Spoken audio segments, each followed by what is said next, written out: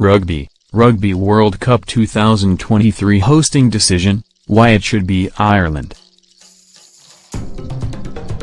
Rugby World Cup 2023 hosting decision, why it should be Ireland. Ireland supporters prior to the Six Nations Rugby Championship match between Ireland and England at the Aviva Stadium.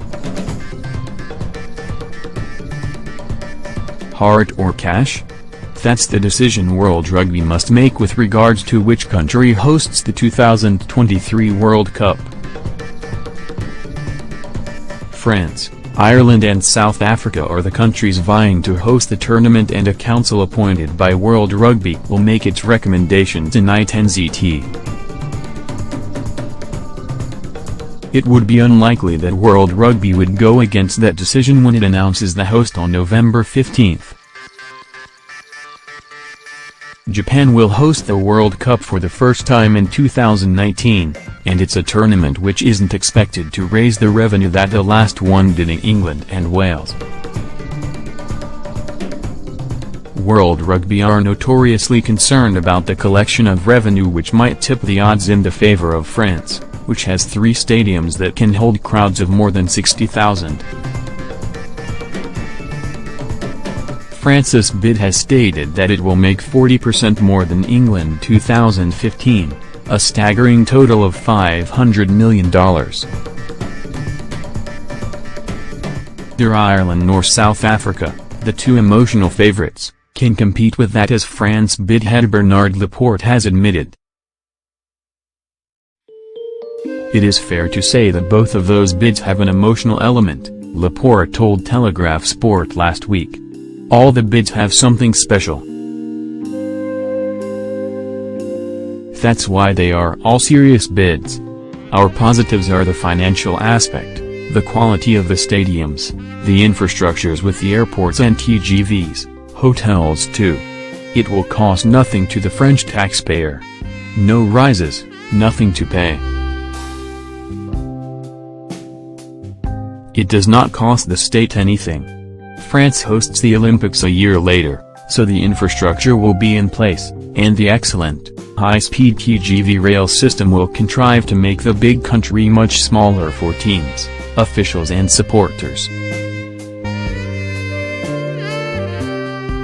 But it is easy to imagine the tournament being played out in France without it causing much of a ripple with the local population, and that's probably not something that will happen in South Africa, a rugby union stronghold which is using its watershed tournament of 1995 to pull on the heartstrings, or Ireland.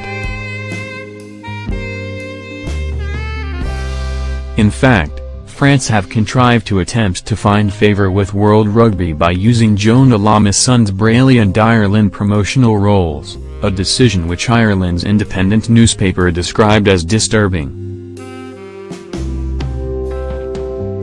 South Africa's bid has it hosting the final at the 94,000 capacity FNB Stadium in Soweto, and has offered the famous images of former Boks skipper Francois and Nelson Mandela from '95 as reasons to be given the nod. Many of the matches would be held in the cities of Soweto, Johannesburg, Pretoria and Nelspruit in the northeast of the country. The beautiful city of Cape Town would no doubt capture the imagination of the supporters and television viewers everywhere. But Ireland surely deserves it, for the first time, for the sheer enthusiasm the country would provide, much like New Zealand in 2011. New Zealand's tournament couldn't compete financially with bigger countries, but the whole population got behind it, and the same would surely apply with Ireland, which has indicated that 2 matches, a quarter-final, and the final would be held at Dublin's Croke Park, a Gaelic football stronghold where rugby is very rarely played. New Zealand 2011 wasn't expected to be a big money spinner, but in fact before England 2015 it was the second most profitable behind France 2007. Ireland could also surpass expectations. Insiders say the country just needed the confidence to go for it and have been amazed at how it has galvanized and united the country.